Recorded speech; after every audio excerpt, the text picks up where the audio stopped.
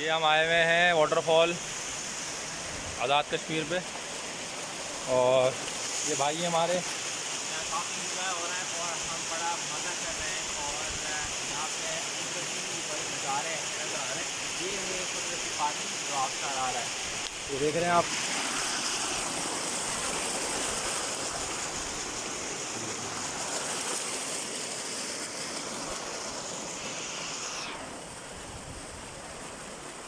नज़ारे VIP हैं।